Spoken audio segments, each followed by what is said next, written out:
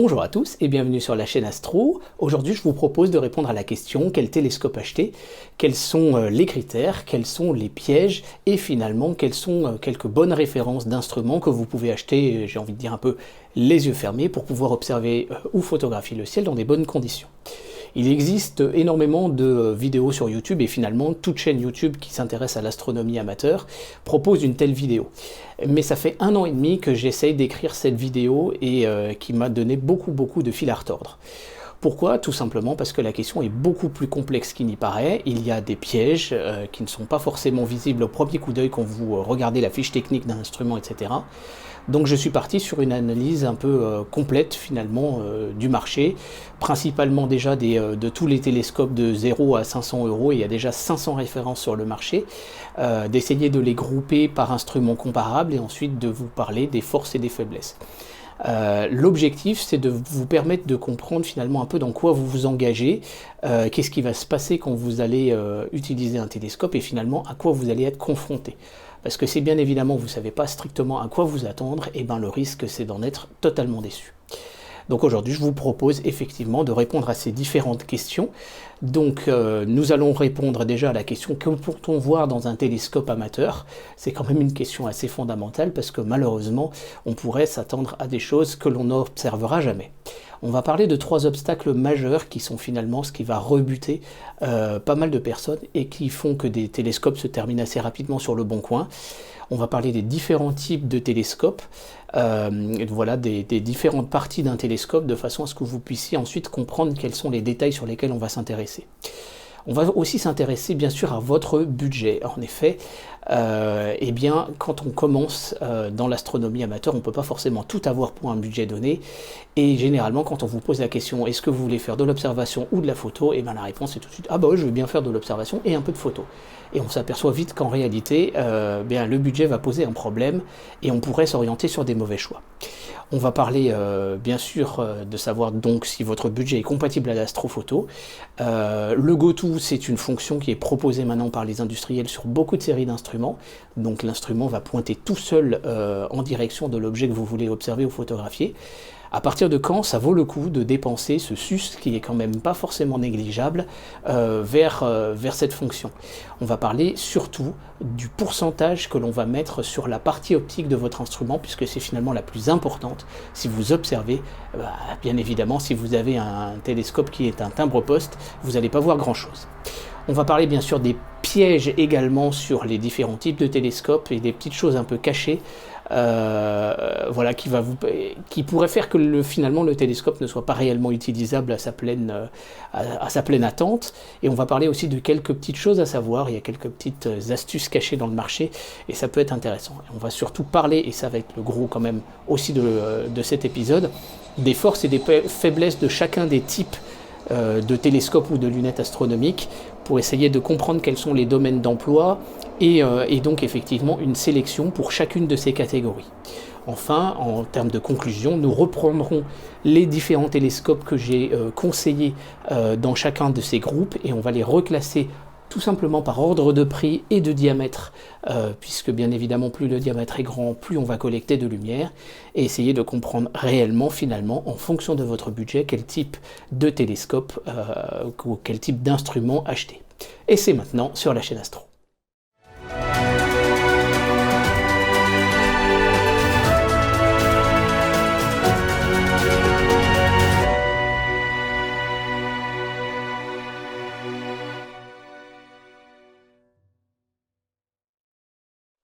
Alors très classiquement, quand vous allez sur un forum ou sur un groupe Facebook, eh bien, on va vous proposer un certain nombre de questions.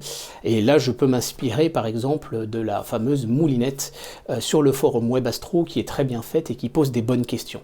Donc je les ai reprises un petit peu à ma sauce et nous allons regarder un peu ensemble de quoi il en retourne. Est-ce que vous avez déjà eu un télescope? Va nous permettre de dire si vous savez à quoi vous attendre, ce que vous cherchez déjà ou pas. Est-ce que vous habitez en ville, en périurbain ou en campagne? En ville, vous le savez, il y a beaucoup de pollution lumineuse qui peut gêner certaines observations. Qu'est-ce que vous aimez observer? Est-ce que vous voulez observer? Pas du tout. pour faire de la photo, ou du planétaire, ou du ciel profond, c'est-à-dire tout ce qui est à l'extérieur du système solaire, hein, des amas d'étoiles, des galaxies, des nébuleuses. Est-ce que vous voulez photographier, alors pas du tout, ou du planétaire, du ciel profond, ou les deux?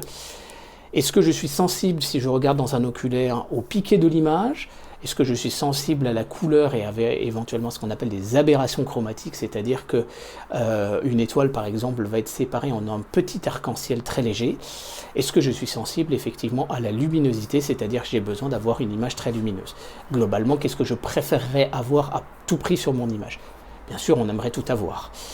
Ensuite, j'observerai effectivement de chez moi, par exemple, vous voyez que je suis sur mon balcon, je peux faire certaines observations depuis mon balcon, mais éventuellement, je vais me déplacer en club, ou voire carrément me déplacer en vacances. Vous allez voir que c'est une des raisons clairement pour lesquelles j'ai des instruments autour de moi qui sont des instruments que j'ai fabriqués plutôt que des instruments que j'ai achetés dans le commerce. Ensuite, bien sûr, qu'est-ce que je peux transporter? Est-ce que je peux simplement transporter par bloc de 5 kg, de 10 kg ou de 20 kg? On va se poser peut-être la question d'un chariot ou d'un diable pour transporter votre matériel. Bon, en l'occurrence, mes télescopes, je les mets dans des valises et elles roulent. Si vous avez un ascenseur, effectivement, ou un véhicule, eh bien, savoir est-ce que vous avez beaucoup de volume ou pas beaucoup de volume dans votre véhicule. Et particulièrement quand vous partez en vacances, c'est pas la même problématique que quand vous partez simplement sur une sortie en club. On va parler aussi des préparatifs et de la complexité.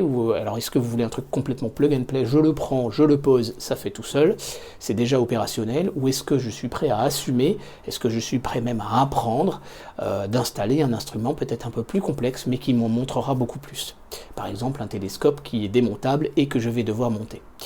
On va s'intéresser bien évidemment à la recherche de la cible, bien évidemment, parce que vous voulez observer ou photographier quelque chose. Alors, est-ce que je suis prêt à faire une recherche avec un chercheur ou avec une carte? Voilà, un chercheur et une carte. Est-ce que je veux plutôt un instrument go-to qui va pointer directement sur la cible? Ou est-ce que je suis prêt à apprendre puisque bien évidemment, si on est prêt à apprendre, et bien évidemment, on peut éventuellement se passer du go-to qui coûte très cher. Et puis enfin, notre budget, de 100 à 2000 euros, bien évidemment, on ne peut pas forcément avoir les mêmes choses selon votre budget. Donc ensuite, on va simplement parler de là où vous allez pouvoir acheter votre télescope. Vous avez une carte de la France, de la Suisse et de la Belgique avec différents sites internet qui vous permettent d'acheter un instrument. Je vais prendre des exemples sur 2-3 sites internet seulement et le gros de l'étude se base simplement sur un seul parce que bien évidemment je veux pouvoir comparer un peu tous les prix. Mais bien évidemment je ne suis pas affilié à un magasin en tant que tel, vous pouvez aller chez qui vous voulez, j'ai aucun problème avec ça, chacun doit avoir un peu sa part du gâteau. On notera quand même une spécificité sur le marché français. Vous avez en fait 3 importateurs. Vous avez Optique et Vision, donc du côté de Fréjus Saint-Raphaël. Donc Optique et Vision importe quelques caméras astronomiques. Vous avez Optique Unterlinden qui importe un certain nombre de marques et qui est lui-même magasin physique. Et vous avez Medas Instruments qui est situé à Vichy dans le centre de la France, qui est importateur, avec la particularité c'est que les opticiens que vous allez trouver un peu partout, moi j'habite à côté de Lille, Optique et Vergès par exemple à Lille, eh bien, est opticien et en fait va taper sur le catalogue de Medas. Donc globalement, c'est pas parce que vous n'avez pas un magasin qui est situé juste à côté de chez vous que vous ne pouvez pas trouver un magasin physique. Il y a beaucoup d'opticiens qui approvisionnent certains instruments et en fait si vous retrouvez la référence de cet instrument dans le catalogue de Medas Instruments, et bien à ce moment-là vous pouvez le faire amener en magasin et l'acheter auprès de ce magasin. Voilà.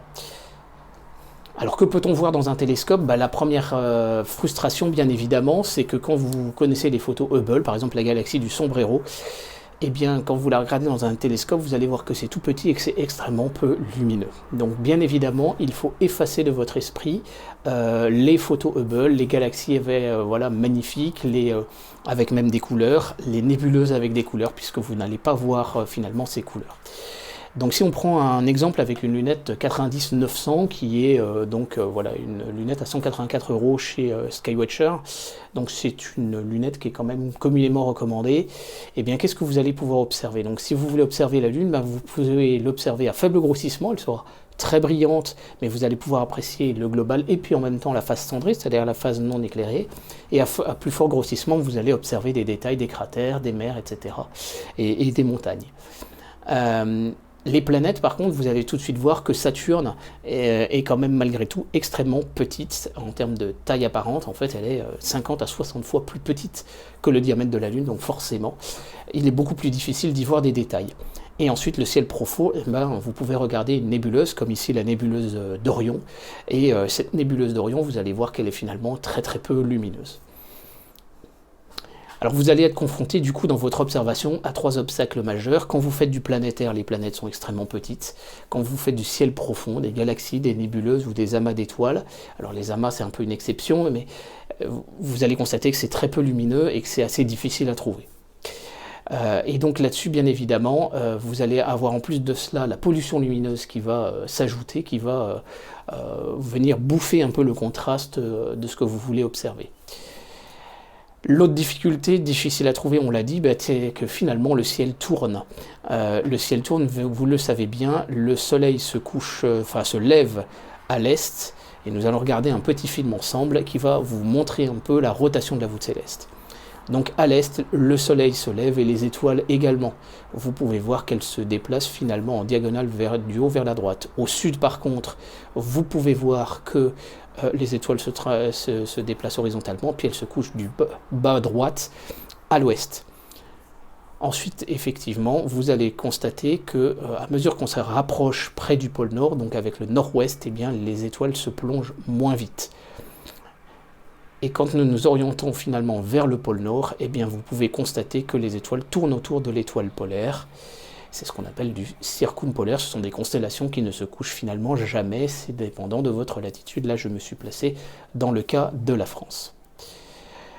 Donc, bien évidemment, face à cette difficulté à trouver les objets, pour ces différentes raisons que je viens de vous énumérer, les constructeurs vous proposent des lunettes Goto. Et vous avez comme exemple la Celestron AC90 910 qui coûte 519 €, donc qui coûte plus que 2 fois plus cher, mais qui a le même diamètre apparent. Donc quand vous observez dans votre instrument, eh bien, votre planète est toujours aussi petite, votre nébuleuse est toujours aussi peu lumineuse, la seule chose que vous avez changé, c'est que vous avez réussi à la trouver.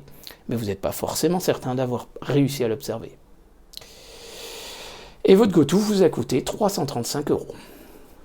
Donc j'ai envie de vous... Voilà, le fait est, c'est que l'on constate régulièrement des personnes très déçues par ce type d'instrument. Et puis si c'est pas assez, on va augmenter en diamètre, mais on va augmenter également en prix. À gauche, vous avez un petit Celestron NextStar 6 SE, donc 6 pouces, 152 mm de diamètre. Il coûte quand même 1300 €. Et j'ai été en contact ces jours-ci avec un jeune homme à qui on avait offert ça, un petit peu par ignorance. Et il avait quand même beaucoup de mal à observer le ciel profond alors qu'il voulait l'observer. À droite, vous avez le Celestron CPC800. C'est un instrument qui est très bon pour le planétaire, il est vrai, mais par contre pour le ciel profond, c'est beaucoup plus compliqué. Alors nous allons justement rentrer dans une autre deuxième partie de notre épisode, nous allons parler des différents types de télescopes. Alors en fait on peut classer les instruments en 3 grandes familles, les réfracteurs qui sont finalement les lunettes astronomiques, et le plus simple que vous connaissez c'est tout simplement la paire de jumelles, avec une lentille frontale et un oculaire par lequel vous allez regarder tout simplement. Alors la différence bien sûr entre une paire de jumelles et une lunette, donc un télescope réfracteur, c'est que vous pouvez changer bien sûr la partie oculaire. Un oculaire c'est ceci, c'est un groupe de lentilles qui va nous servir à observer l'image. Vous avez ensuite le télescope de Newton. Le télescope de Newton a été inventé donc comme son nom l'indique par Isaac Newton. Il est constitué cette fois d'un miroir à l'arrière de l'instrument, en bas de l'instrument, un miroir parabolique concave, c'est le cas de ces 2 instruments derrière moi, et un miroir cette fois plan pour amener l'image sur le côté. Et donc ces télescopes vont nous permettre d'avoir des télescopes de grand diamètre et de grande luminosité, nous allons en parler. Enfin, la dernière famille, ce sont les télescopes de type catadioptrique. Là, le problème, c'est qu'à mesure que les télescopes devenaient de plus en plus grands, puisque quand vous doublez le diamètre, vous allez multiplier par 8 ses dimensions et son poids, là vous avez un 200 mm, derrière moi vous avez un 400 mm. Donc comme vous les augmentez x, y, z au cube, et bien à ce moment-là, effectivement, vous allez vous allez vous retrouver avec des instruments énormes. Et donc la logique, c'est de construire des télescopes catadioptriques, c'est-à-dire avec un miroir primaire concave de courte focale et un miroir secondaire ou un ménisque qui cette fois est convexe et qui va venir en fait permettre une observation à l'arrière de l'instrument, mais surtout nous permettre de faire un instrument extrêmement court. Ce sont des instruments qui sont généralement extrêmement bons en observation planétaire. Alors ces télescopes, vous allez les mettre bien sûr sur une monture, parce que vous n'allez pas les tenir à bout de bras, vous n'allez pas tenir très très longtemps. Alors la monture classique déjà c'est la monture azimutale, celle que vous connaissez sous la forme d'un trépied photo. Il existe plusieurs types de modèles azimutaux et là-dessus bien évidemment vous allez donc monter, descendre et tourner à droite, tourner à gauche. Alors ces télescopes ne vont pas nous répondre à la problématique de la rotation du ciel, puisque nous avons vu tout à l'heure dans les timelapses que le ciel évoluait, tournait au fur et à mesure du temps et de façon différente suivant l'endroit que vous regardez.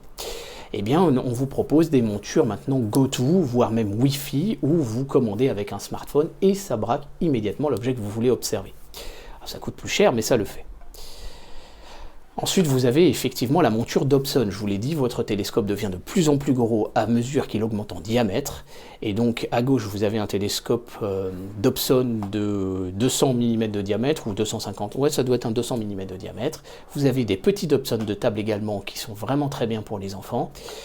Mais la rotation du ciel pose toujours un problème, et vous avez la possibilité d'utiliser soit une monture équatoriale, soit un télescope, on en verra tout à l'heure quelques exemples, un télescope Dobson GoTo, sachant que le GoTo, là, cette fois, ne coûte pas simplement 250 €, il en coûte carrément 500.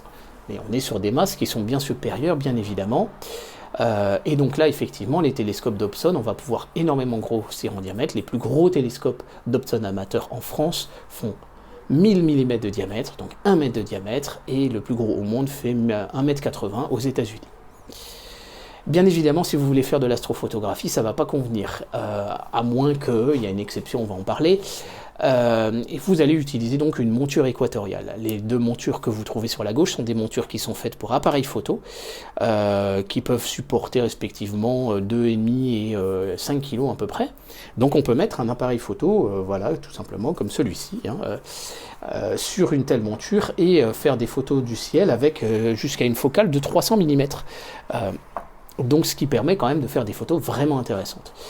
La petite monture que vous trouvez ici en haut, c'est la monture classique EQ1 qu'on trouve avec beaucoup d'instruments du commerce.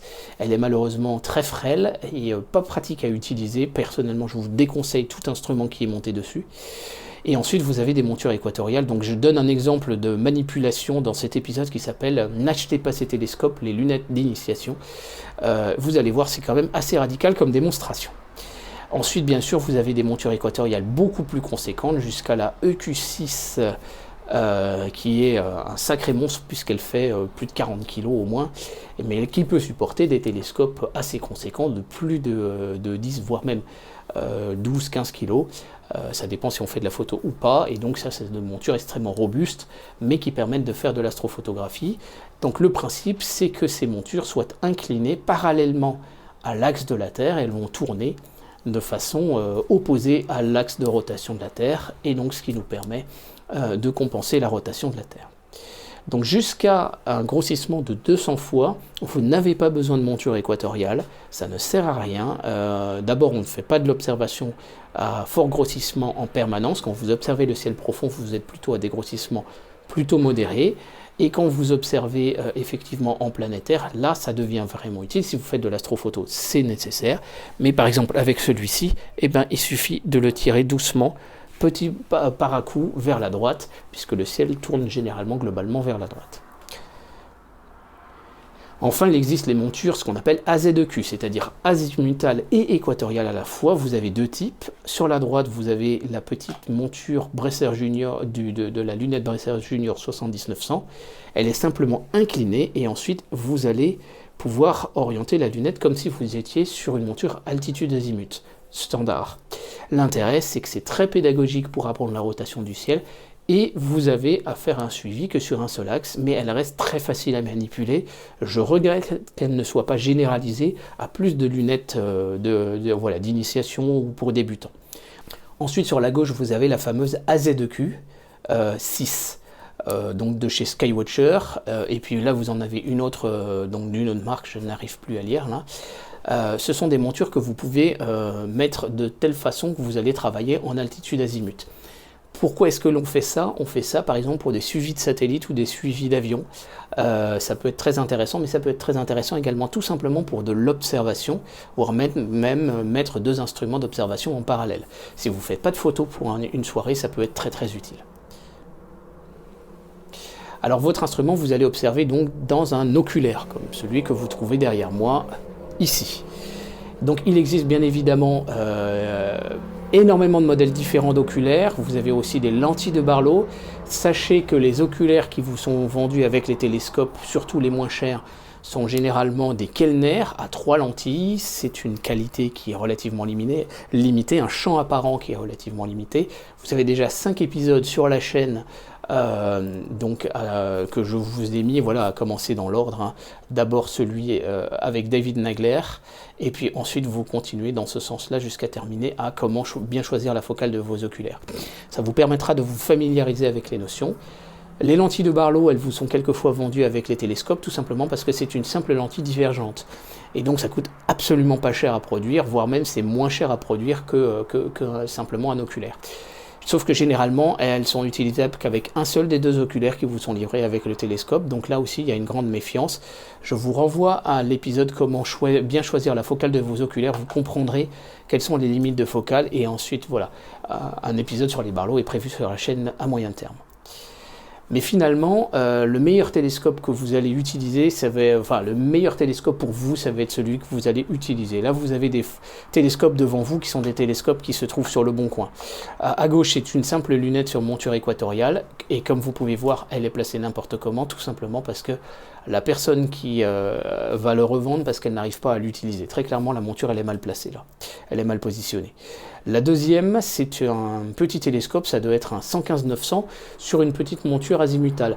Ces tubes sont très très bons et finalement assez polyvalents. Je regrette qu'ils ne soient pas vendus sur des montures un peu mieux fichues que celle-ci, parce que vous voyez que vous avez une espèce de barre là qui nous sert à maintenir l'équilibrage, sinon le télescope pique du nez dans tous les sens. Et ensuite, là, vous avez des télescopes de plus gros diamètre et vous avez des personnes qui les revendent pour passer à des plus gros diamètres encore. Donc cet épisode peut vous aider également à bien voir et bien sentir si le télescope que vous trouvez dans un site pour enchères peut être intéressant pour vous.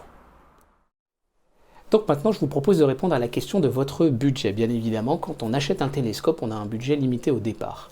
Moi, le conseil que je vais vous donner déjà, c'est de tout mettre sur l'instrument proprement dit et sur la partie optique, bien évidemment.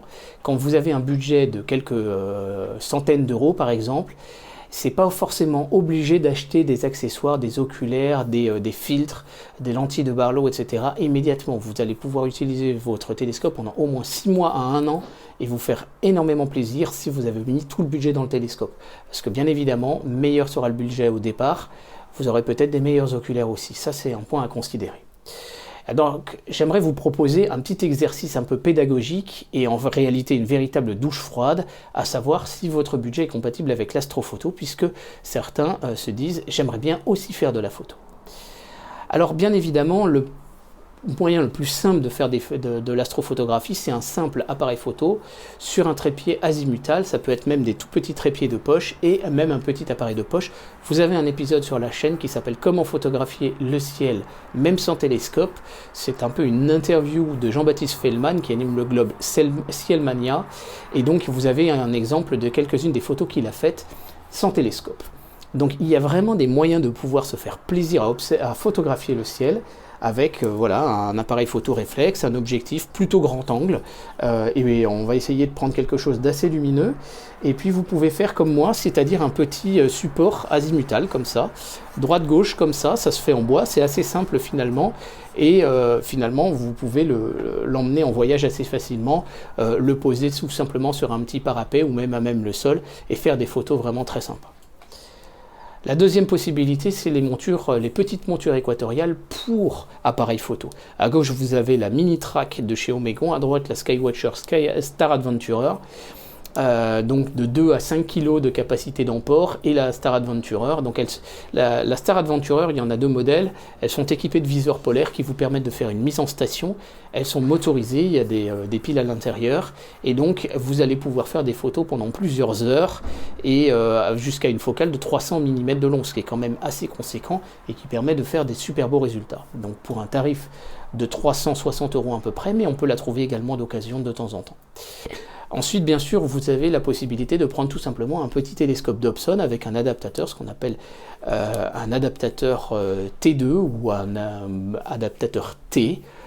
Donc il y a d'abord l'adaptateur qui correspond à un cylindre là et avec un pas de vis, et ensuite une bague T ou une bague T2 qui correspond au type de baïonnette d'objectif de votre appareil photo. Donc le Bresser Messier à 299 € plus cet adaptateur chez AliExpress, et bien vous pouvez faire des photos de la Lune. Vous avez 2 tutoriels sur la chaîne et vous allez pouvoir commencer à faire des trucs sympas. Il n'y a pas besoin d'un appareil photo haut de gamme, un simple réflexe suffira. Bien sûr, après, vous allez pouvoir monter en qualité avec des lunettes achromatiques ou apochromatiques. Alors là, je vous ai pris un exemple avec la moins chère à 349 €, mais vous allez devoir la mettre sur une monture équatoriale motorisée, et vous allez voir que tout de suite, le prix va grimper. Alors 2,2 kg, vous pourriez la mettre sur une Star Adventurer, c'est effectivement possible, mais là, vous êtes quand même à 753 €, et il faudra juste ajouter un appareil photo et un adaptateur. Vous pouvez prendre également une monture GoTo. Peut-être que pour une lunette comme celle-ci, c'est pas forcément nécessaire. C'est juste pour vous donner l'idée. Le GoTo là va nous coûter 200 €. Vous pouvez faire de la photo planétaire avec par exemple un Maksutov 127. C'est un télescope qui est exceptionnel pour ce faire. Donc c'est une construction catadioptrique. Le tube est très petit, très compact, mais donne d'excellents résultats en planétaire. C'est vraiment réputé. Donc le tube est à 319 € seul, et là je peux vous donner des exemples qui ont été faits par Mounir Zitouni. Donc avec un tel Max 127, vous avez des photos des planètes à gauche. Vous pouvez observer avec ça la rotation par exemple d'une planète comme Jupiter, mais également Mars, les phases de Vénus, les anneaux et même la division de Cassini sur Saturne, et puis des très beaux détails lunaires. Donc bravo à toi Mounir, merci. Voilà, c'était ce matin que j'ai découvert ces photos. Et c'est du très beau travail. Et donc avec ce télescope là, il vous faudra une monture. Vous en aurez pour 673 € avec la monture, et une simple caméra planétaire comme la Datazone T7 Astro vous suffira pour ce faire. Elle coûte 70 € à peu près sur AliExpress. C'est l'équivalent de la ZWO Asie 120, il vous faudra un ordinateur aussi, mais avec ça vous pouvez faire des sacrées bonnes photos planétaires.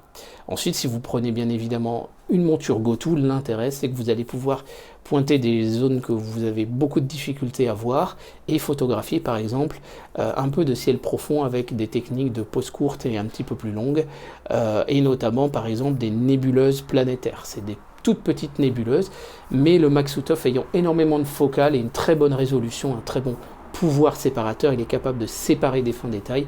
Vous pouvez avoir des très beaux résultats. Ceux qui font partie du groupe Facebook donc de la chaîne Astro peuvent voir régulièrement les photos de Lionel Guillonnet là-dessus. Lio Guy sur Facebook. Alors bien évidemment, vous pouvez aussi faire de la photo du ciel profond avec un 150-750 de chez Skywatcher, donc de type PDS, avec un porte-oculaire dual speed, c'est le PDS, sur une monture NEQ5 Pro GoTo à 919 €. Vous voyez que le budget devient plus important.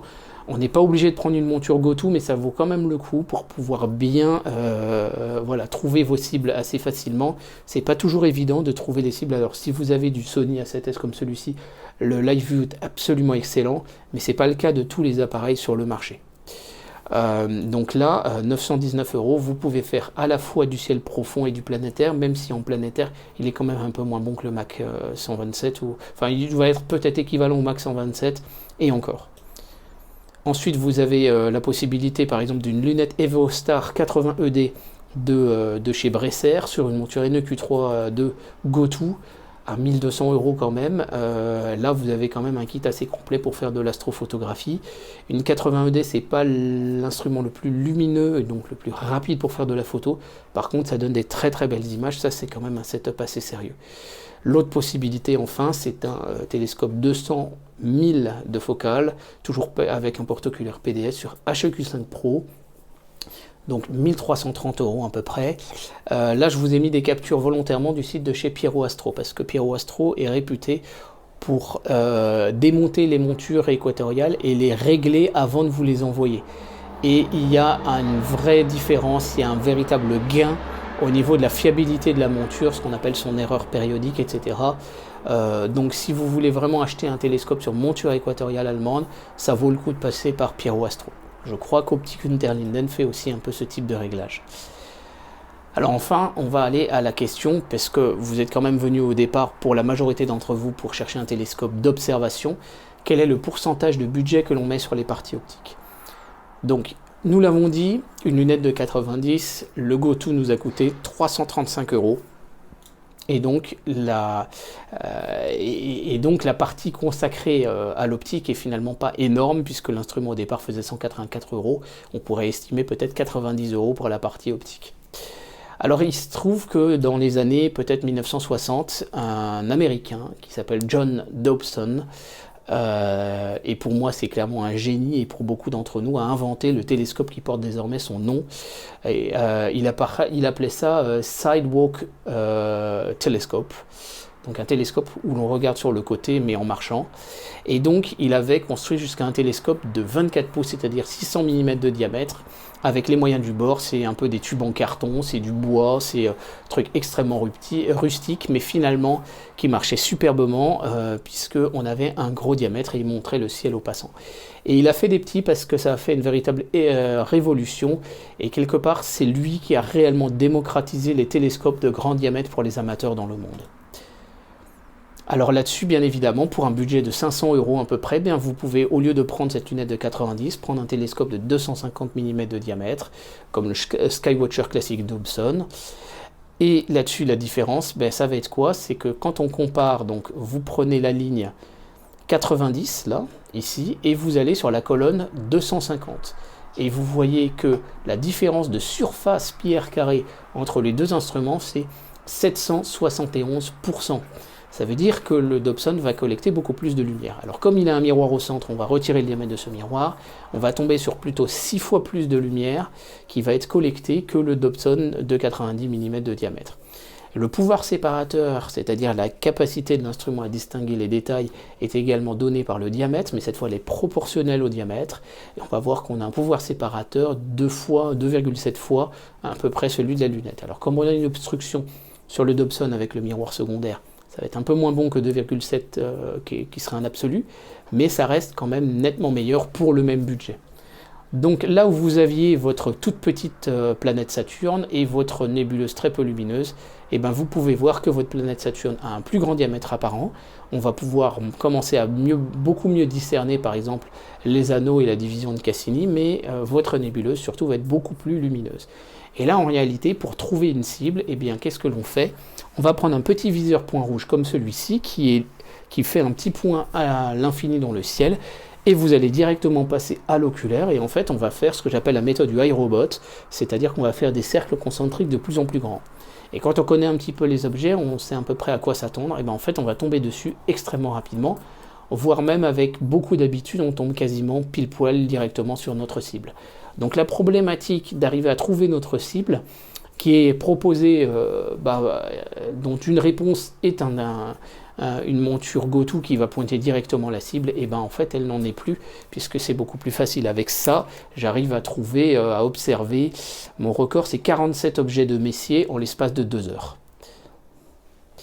Donc le pourcentage de la partie optique, quel était-il sur la lunette? C'est difficile, mais ce qu'on voit c'est que le GoTo représente déjà 65%, il reste donc 35% pour la partie lunette proprement dite et une partie de la monture, puisque le trépied ça existait déjà.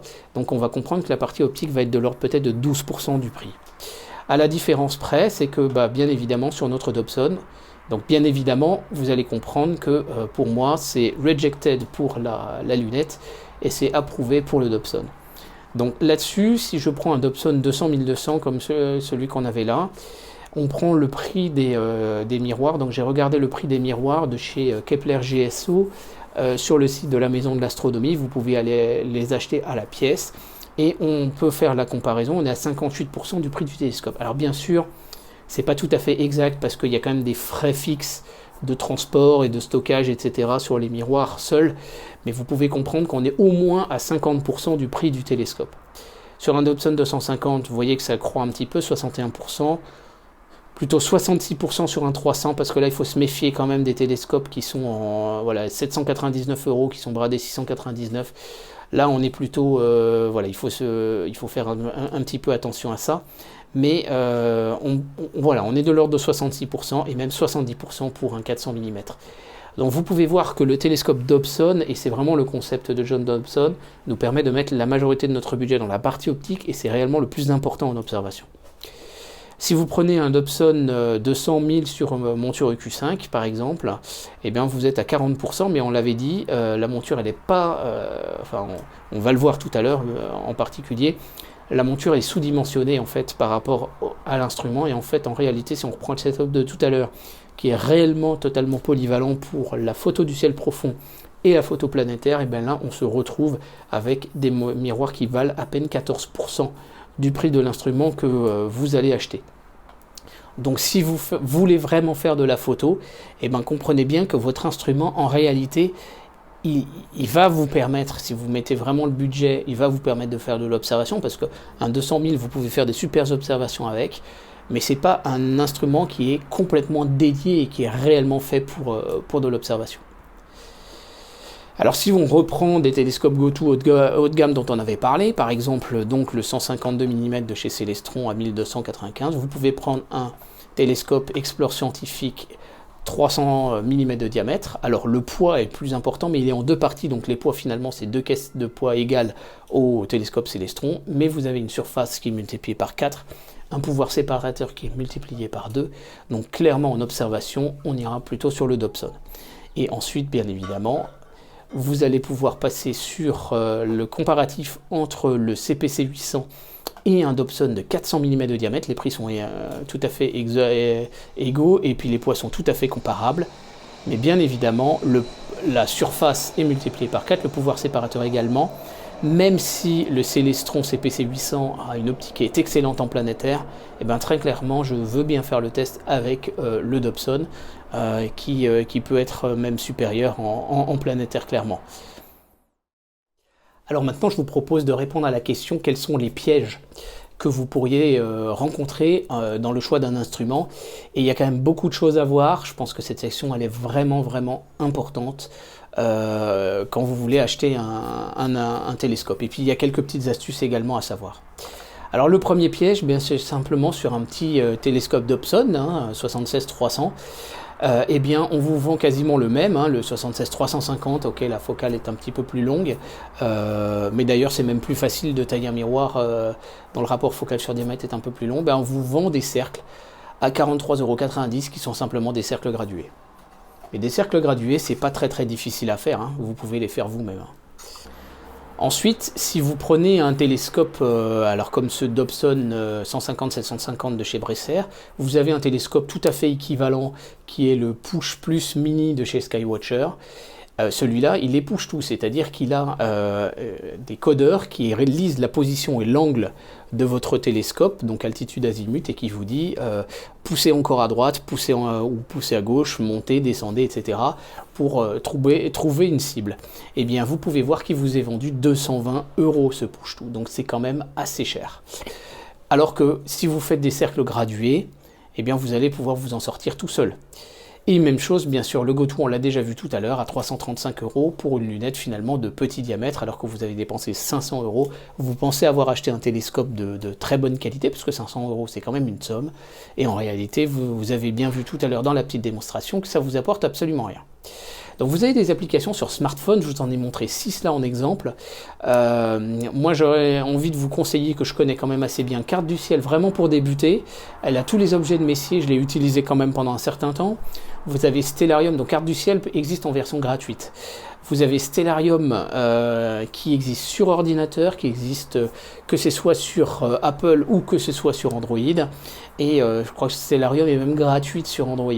Elle est assez connue. L'intérêt, c'est que si vous avez l'habitude de l'interface et de l'aspect visuel sur PC, eh ben, vous ne serez pas dépaysé.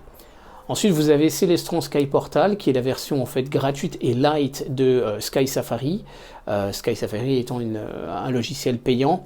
Personnellement, voilà, j'utilise Sky Safari et je vous conseille Celestron Sky Portal pour une très bonne raison, c'est que le rendu visuel des nébuleuses et des étoiles est très précis. Donc ça vous permet de bien vous rendre compte aussi de la luminosité des amas, etc. Le catalogue de Sky Safari est monstrueux. Il y a même des packs qui sont vendus de temps en temps, avec des promotions qui contiennent des milliers, des dizaines ou centaines de milliers de galaxies, etc. On notera que sur Stellarium et sur Sky Safari, vous avez la possibilité de faire une mise à jour des bases de données des objets du système solaire. Par exemple, si vous avez un astéroïde, ce qu'on appelle géocroiseur, qui passe pas très loin, eh ben vous pouvez télécharger les coordonnées ou une comète que l'on vient de détecter. Et donc ça vous aidera à pouvoir cibler ces objets. Par rapport à ce que j'ai connu il y a 25-30 ans, moi je me souviens, voilà, en 1986, je cherchais la comète de Halley, on avait juste des cartes sur des magazines et on n'arrivait pas à la trouver, c'était très difficile, c'était peu précise, alors que là vous avez vraiment des trucs absolument fabuleux. On notera que Sky Safari vous permet de paramétrer votre appareil photo ou votre oculaire, votre instrument, et avoir l'indication d'un champ qui est le champ réel de votre oculaire ou de votre appareil photo. C'est absolument génial. Pour les astrophotographes, c'est top parce qu'il vous permet de commander certaines montures aussi. Alors bien évidemment, il vous suffit de faire des graduations. Vous avez à gauche mon photostroke, c'est celui-ci. Vous avez la table équatoriale du 400 en bas à gauche, sur laquelle je pose le 400, et vous avez les graduations. Et vous avez les graduations du 400 donc en altitude ici et en azimut là quand je le pose au sol. Et à droite, vous avez les graduations là de mon petit appareil photo. Donc avec toutes ces petites graduations, eh bien, ça peut vous aider considérablement justement, puisque les logiciels vous indiquent l'altitude et l'azimut des cibles. Donc en réalité, vous n'avez vraiment pas besoin de GoTo pour ce qui est de faire de l'observation. Alors le deuxième piège, ce sont les montures équatoriales sous-dimensionnées. Une monture équatoriale allemande, elle a une capacité d'emport donné. Il y a un poids qui vous est indiqué par le constructeur, mais si vous voulez faire de l'astrophotographie, elle sera limitée qu'à 70% de ce poids. Donc si par exemple vous prenez une EQ32, la capacité est de 5 kg, mais elle est de 3,5 kg en photo. C'est le cas d'ailleurs en réalité de la Star Adventurer. Voilà, ça dépend de la focale aussi. La Star Adventurer est limitée à 300 mm de focale, un petit peu pour cette raison en fait. Bien sûr que vous pouvez mettre un instrument de 5 kg si vous avez très peu de focale, mais j'en connais pas réellement. Bien évidemment, en fait, plus vous avez de focale, plus vous êtes lourd. C'est toujours un petit peu ce phénomène-là. La EQ5 ou la NEQ5, elle a une capacité de 10 kg en observation et de 7 kg en photo. Donc il y a ce piège que vous allez retrouver sur pas mal de sites internet, faites très attention à ça. Donc j'ai été épluché un petit peu, mais vous avez par exemple la HEQ5 qui permet de porter 14 kg et donc 9,8 kg en photo. Là vous avez quand même des possibilités de faire quelque chose. Il faut bien évidemment essayer d'optimiser, peut-être retirer le chercheur si vous ne faites que de l'astrophotographie. Elle existe justement dans la mesure où elle est de toute façon GoTo, donc vous ciblez viser une étoile brillante avec le live view de votre appareil ne va pas être difficile pour la mise en station. Et après ça, bien évidemment, en fait, vous n'avez jamais besoin du chercheur. Et ensuite, vous avez les EQ6 qui montent à 14 kg en photo et 20 kg en observation. Donc bien évidemment, si vous achetez un télescope, là ici à 476 €, un 157-150 avec une monture EQ32, vous allez vous apercevoir que vous allez être un petit peu gêné, puisque le poids du tube fait 4,9 kg. Et vous devez rajouter un correcteur de coma, une caméra de guidage, un appareil photo, donc jusqu'à 1 à 2 kg sur le télescope, donc vous allez pouvoir faire de la photo planétaire, moyennant le fait de rajouter des moteurs bien évidemment, mais de la photo du ciel profond, ça va être difficile. Certains le font un petit peu, mais il y a du rejet, il y a des photos qui sont bougées, et il faut les effacer tout simplement. Bien évidemment, si vous allez sur une monture plus sérieuse comme la NEQ5 Pro, dont on vient de parler tout à l'heure, à 919 €, là vous allez pouvoir vraiment tirer le plein potentiel de votre instrument. C'est la même chose avec le 200 000 sur une monture EQ5, c'est sous-dimensionné également, puisque le poids du tube est à 9 kg à peu près, et que la capacité est à 10 kg, mais à 7 kg en photo. Donc vous pouvez faire de l'observation avec, mais de la photo, vous n'allez pas pouvoir en faire correctement. Et en plus de ça, avec vos 9 kg, vous devez ajouter correcteur de coma, caméra de guidage et appareil photo numérique. Donc là, il va y avoir un véritable problème. Et par contre, si vous la mettez sur une monture comme une HEQ5 Pro GoTo, là, à 1300 €, vous allez pouvoir faire un travail polyvalent et là, vous allez pouvoir tirer le potentiel de votre tube. L'autre piège, c'est le poids, bien évidemment. Vous pouvez voir cette jeune fille qui essaye de transporter un télescope qui doit faire au moins 250 mm de diamètre, si c'est pas 300. Et là, les tubes commencent à devenir assez lourds. Donc bien évidemment, on veillera à ça, même si les constructeurs ont fait d'énormes progrès. À gauche, vous avez le 400 mm de chez GSO à 65 kg. Et à droite, vous avez toujours un 400 mm de chez, cette fois, Explore Scientific, qui ne pèse que 38 kg. Cette gamme est, je trouve, assez géniale, même si elle a eu des tout petits défauts de jeunesse. Je trouve franchement qu'il y a eu un très beau travail. Notez que le porte-oculaire, vous pouvez l'orienter, vous pouvez, en fait, en dévissant quelques points, vous pouvez le mettre dans l'angle que vous voulez de 45 en 45 sur cette monture. Là aussi, c'est une très très bonne idée, le mettre à gauche ou à droite. Tous les instruments ne le permettent pas et il y a quelque chose au niveau de l'œil directeur et au niveau du confort d'utilisation. Personnellement, je préfère l'avoir à droite à 45 degrés. Alors, les Dobson légers, bien évidemment, c'est ce que je disais, c'est qu'un Dobson Omegon de 300 mm de diamètre fait 38 kg. Vous avez le FlexTube de chez Skywatcher qui est paradoxalement beaucoup plus lourd à 46 kg, toujours pour un 300.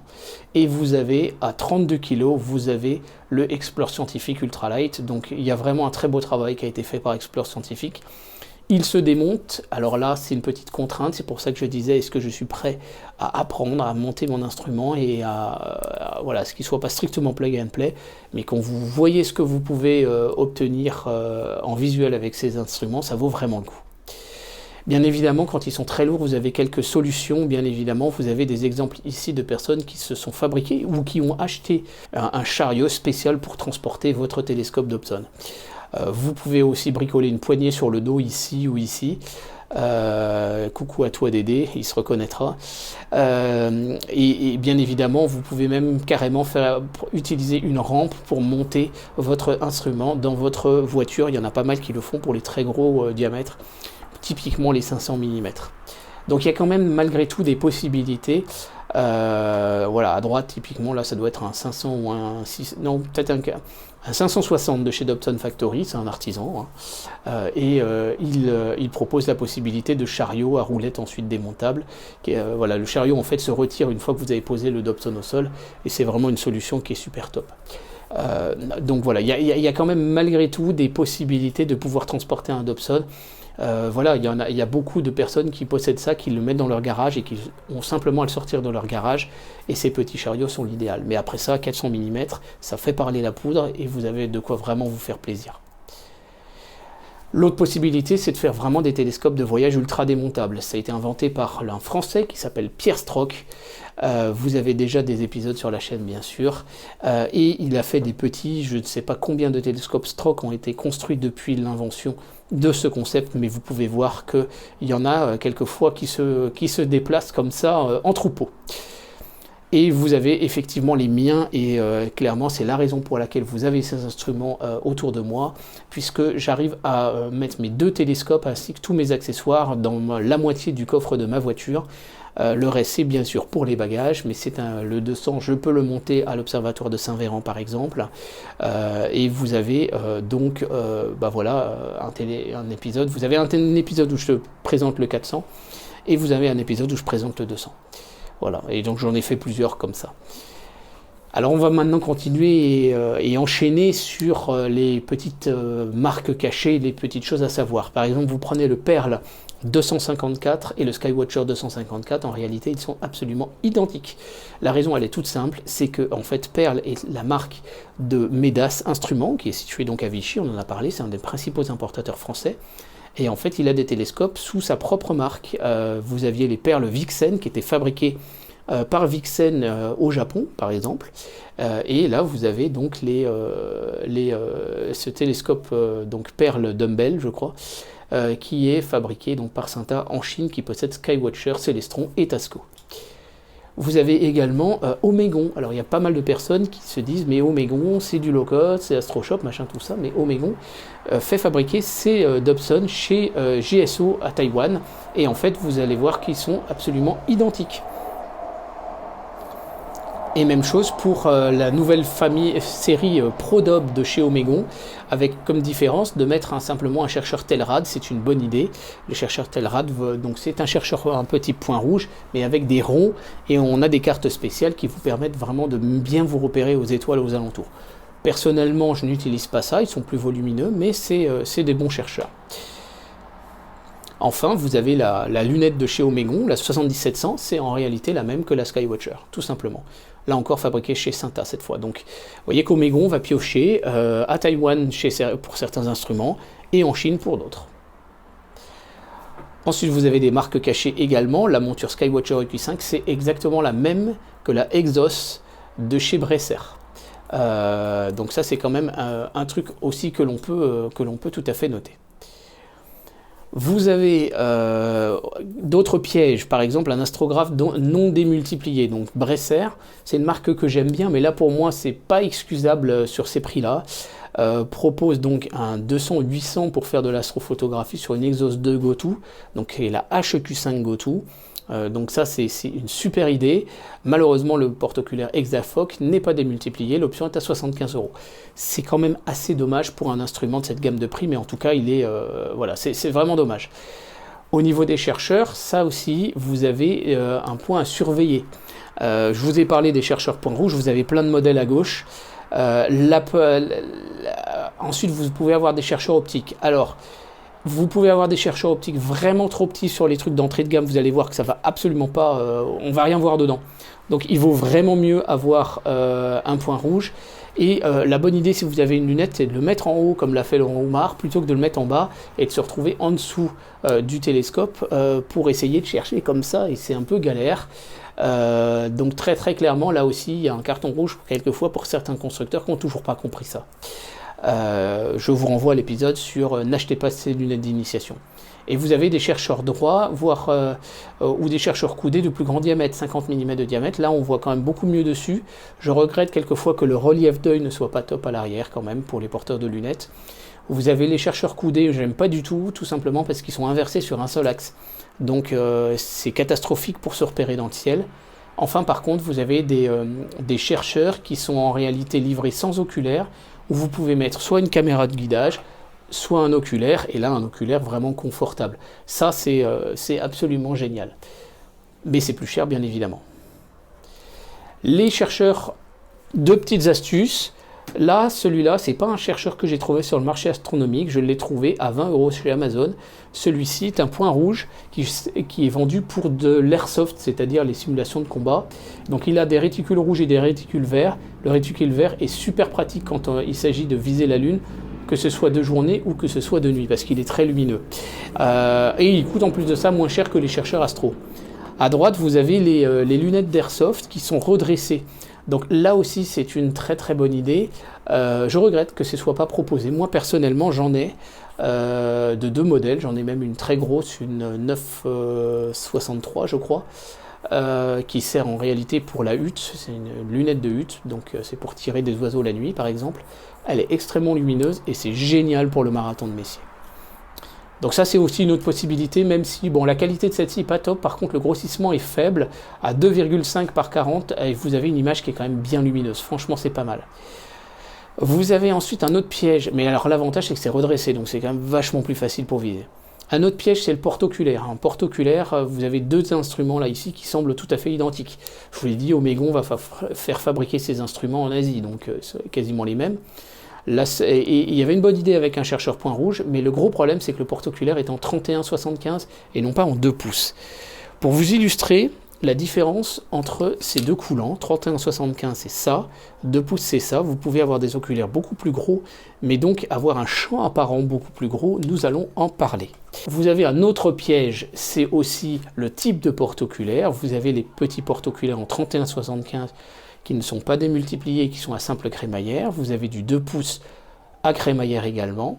Et puis ensuite, vous allez avoir des porte-oculaires 2 pouces, cette fois qui sont Crayford et qui sont avec une démultiplication. Et donc Crayford, qu'est-ce que ça signifie? C'est pas toujours le cas, hein, mais ça signifie que vous avez des petits roulements à billes. Ici, vous en avez 4 en réalité, qui permet que le tube qui va faire le porte-oculaire va glisser sur ces roulements à billes, et ensuite vous avez la crémaillère en pression de l'autre côté. Résultat, le porte-oculaire reste parfaitement dans l'axe, et pour la photo, et même ne serait-ce pour la qualité finalement de l'image, c'est nettement supérieur. Et enfin, vous avez le fameux PDS de chez Skywatcher, qui est démultiplié, mais qui est surtout plus fin, donc qui permet de rapprocher l'appareil photo de l'instrument, et c'est vraiment top en astrophotographie. Alors quels sont les impacts effectivement d'un porte-oculaire en 31-75 plutôt qu'en 2 pouces? À gauche, vous avez le GSO, donc 152-1200, et à droite, vous avez le Omégon. Et bien là, cette fois, je donne un très bon point au Omégon, qui en plus d'avoir un chercheur point rouge, et vous savez que j'aime ça, eh bien nous permet de prendre des oculaires donc en 50,8 mm de coulant. Et donc si vous comparez bien l'image que nous aurions eue dans ce petit oculaire, donc Celestron Omni de 32 mm sur le GSO, vous avez un grossissement de 37,5 et une pupille de sortie de 4 mm. Je vous renvoie à l'épisode sur le choix des focales de vos oculaires, et vous allez vous apercevoir que votre image va énormément manquer de luminosité. En revanche, sur le Omégon, eh bien là vous pouvez mettre un oculaire en 2 pouces, donc celui-là fait 40 mm de focale, c'est le Mid série 5000, et là à ce moment-là vous avez une pupille de 5 mm, et vous pouvez même prendre un oculaire de 36 mm de focale, vous aurez une pupille de sortie de 6 mm, l'image sera très lumineuse. Alors ceci dit, le prix de ces oculaires est quand même assez cher. Moi personnellement, je serais peut-être plutôt resté sur un oculaire de 25 mm de focale, mais un instrument de plus grand diamètre, donc avec un rapport focal sur diamètre plus court, ce serait peut-être éventuellement un petit peu mieux. Mais donc là, il y a vraiment une traîtrise au niveau du porte-oculaire, faites très attention à ça. Pour moi, c'est le critère numéro 1 sur le choix d'un télescope d'observation. Ensuite, vous avez un autre piège éventuellement, c'est sur qui existe bien sûr, c'est sur des télescopes Newton de petites dimensions, et ce qu'on appelle des télescopes qui vont avoir une lentille de Barlow intégrée. Donc une lentille de Barlow, c'est une lentille divergente qui multiplie par 2 le rapport focal sur diamètre, et la différence entre les deux, à gauche vous avez un 114-500, rapport focal sur diamètre à 4, à droite vous avez un 114-1000, en fait la seule différence entre les deux, c'est cette lentille de Barlow. Et en plus de ça, ces télescopes ont toujours un rapport focal sur diamètre, ils font moins de 130 mm de diamètre, donc ils sont toujours avec des miroirs sphériques. Et donc la conséquence, c'est que en fait l'image est extrêmement peu lumineuse, en raison bien sûr, donc en première ligne je vous ai mis en dessous le 114-500, et pour comparer ensuite vous avez les pupilles de sortie que vous allez obtenir avec ces autres télescopes dont le rapport focal sur diamètre est plus long. Donc le miroir sphérique fait que votre télescope sera peu utilisable en planétaire, l'image sera très floue, très voilée, elle manquera vraiment de piquer, et en plus de ça, le rapport focal sur diamètre élevé avec un porte-oculaire en 31-75 fait que vous n'allez pas pouvoir avoir des faibles grossissements avec des grandes pupilles de sortie, et votre image donc sera finalement peu lumineuse. Donc le télescope en fait il est nul dans tous les domaines. Et bien, très clairement il faut éviter, c'est un piège énorme qu'il faut éviter absolument. L'autre piège avec les porte-oculaires, c'est bien évidemment en astrophotographie. Si vous avez donc on reprend le Omégon et le Skywatcher qu'on a vu tout à l'heure. Le Omégon était en 31-75 et le correcteur de coma est nécessaire. C'est-à-dire que au foyer, vous allez avoir une distorsion, elle est très exagérée bien sûr sur ce dessin. Vous allez avoir vos étoiles qui vont se déformer. Vous le voyez là sur cette photo-là, qui est un zoom de cette photo que j'avais faite avec un 200 000 à l'époque, son correcteur de coma. Bien évidemment, vos étoiles vont se déformer. Les correcteurs de coma, ça existe, ça coûte un peu plus de 100 € en général. Ça existe en 50,8 mm, donc 2 pouces, ça n'existe pas en 31-75, et c'est indispensable pour l'astrophotographie. Donc très clairement, un carton rouge pour le Omégon 157-150, très clairement pour ces deux raisons, en observation d'un côté et en astrophotographie de l'autre, ce télescope n'est pas adapté pour ça. L'autre problématique d'un porte-oculaire en 31-75, c'est si vous voulez un jour mettre votre appareil photo numérique, donc par exemple un Canon EOS 450D, ça coûte plus très cher d'occasion, hein. Faites juste attention au nombre de clics de votre appareil. Et en réalité, vous allez vous apercevoir que votre porte-oculaire en 31-75, il est conçu pour amener le plan focal de l'instrument ici. Là, vous avez un porte-oculaire en 2 pouces avec adaptateur, c'est la raison pour laquelle cet adaptateur est assez long. Mais quand votre porte-oculaire est en 31-75, le plan focal, il est conçu pour être ici. Vous avez un petit peu de débattement, mais c'est tout.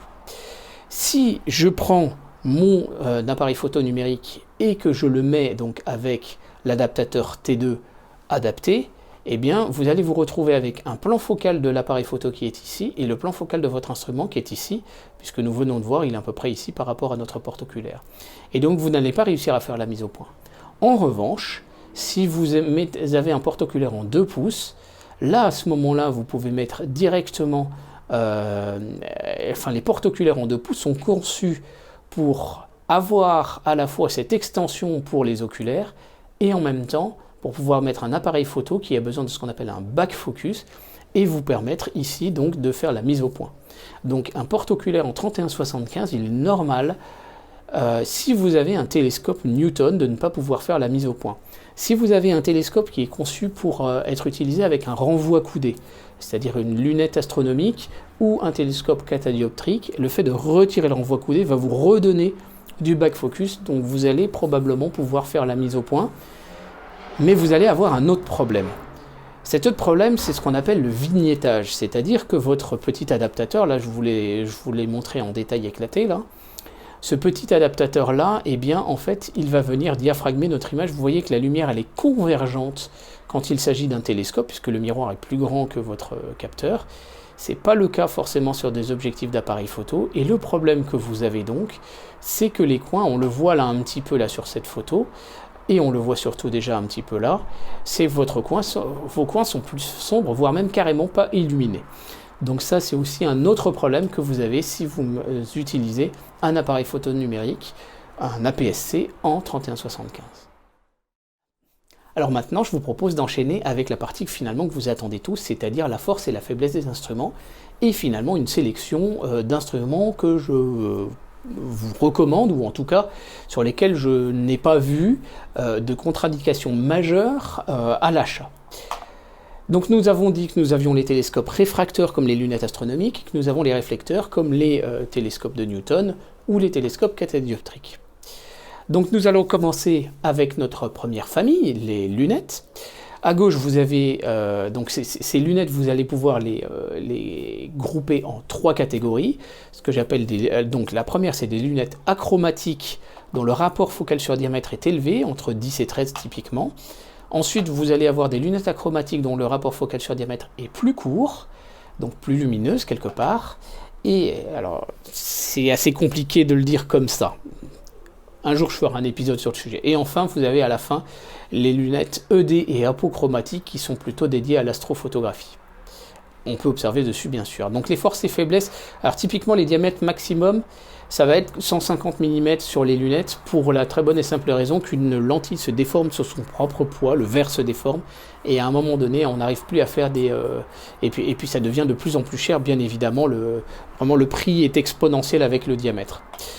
Donc, qu'est-ce que l'on obtient? Eh bien, on va avoir des lunettes achromatiques dont le rapport focal sur diamètre est à 10 ou plus. En planétaire, elles vont être très très bonnes, elles n'ont pas d'obstruction, la formule optique d'une lunette achromatique fonctionne bien sur ces rapports focal sur diamètre, ça va bien marcher. Elles ne sont pas très lourdes, moins de 10 kg généralement, elles sont en revanche beaucoup plus limitées au niveau du rapport focal sur diamètre et du porte-oculaire en 31-75, donc on va plutôt les utiliser pour le planétaire. Ensuite, vous avez les lunettes achromatiques de rapport focal sur diamètre plutôt court.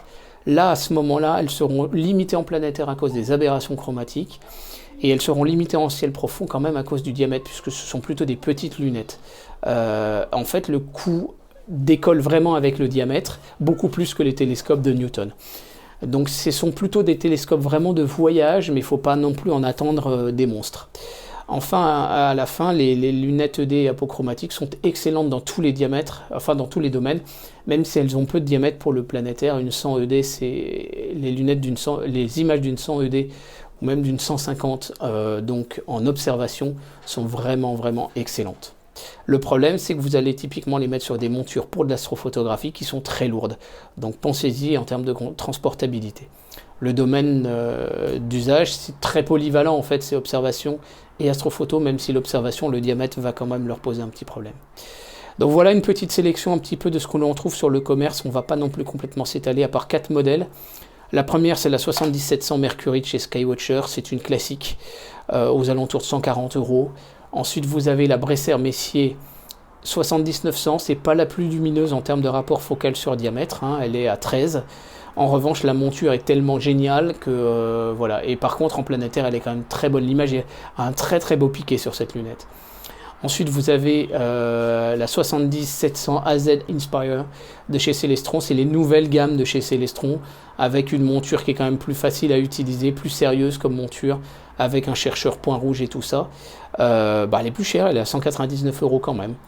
On verra tout à l'heure avec quoi on va l'opposer, vous allez voir la différence, ça va être clair. Et enfin la dernière, c'est la 90900, c'est une lunette qui va être... elle a du diamètre, donc elle va être polyvalente quand même dans tous les domaines. C'est pas clairement ma préférée, mais on notera une chose, elle n'est pas top pour viser au zénith à cause du renvoi coudé à 45 degrés. Par contre, le renvoi coudé à 45 degrés est redressé totalement selon les deux axes. Donc elle est super bien en fait pour observer le ciel par rapport à une carte, on se repère plus facilement. Ce qui est bête, c'est que le chercheur, c'est un point chercheur droit inversé et c'est pas un chercheur point rouge. Là, je comprends pas. Ceci dit, voilà, je suis pas très fan de ces instruments, mais il y a quand même 4 modèles qui pour moi sortent un petit peu du lot. Sur les rapports focaux sur diamètre court, j'en ai noté 3. La petite Bresser 70-350 qui est pas très chère et qui est très compacte, celui qui est plutôt à fonctionner sur un trépied photo. Si ça se trouve, c'est même d'ailleurs la même patte vis. Donc vous pourrez réutiliser le pied pour un appareil photo. Le deuxième, c'est la 80-350 donc de chez Orion. C'est une toute petite lunette en pied de table. Ça pourrait être très bien pour un enfant, je pense. Le renvoi coudé, moi ce que je ferais juste, c'est que j'inverserais le pied pour le mettre plus vers l'avant. On aura plus de dégagement pour placer la tête. Et enfin la dernière, c'est la Skywatcher 120-600. Pour les inconditionnels des lunettes en observation, je pense que c'est une lunette qui va bien fonctionner. Je ne l'ai pas testé bien évidemment, mais n'hésitez pas à laisser un mot dans l'espace commentaire si vous la connaissez et dire ce que vous en pensez. Donc en fait, à chaque fois, vous avez remarqué, vous avez l'information de savoir si l'instrument est go-to, le diamètre, la focale, le rapport focal sur diamètre. Alors plus il est élevé, bien évidemment, mieux c'est, mais c'est fonction en fait de l'oculaire que l'on peut mettre en réalité. Si vous êtes en porte-oculaire 31-75, vous allez pouvoir utiliser des oculaires de 25 ou de 32.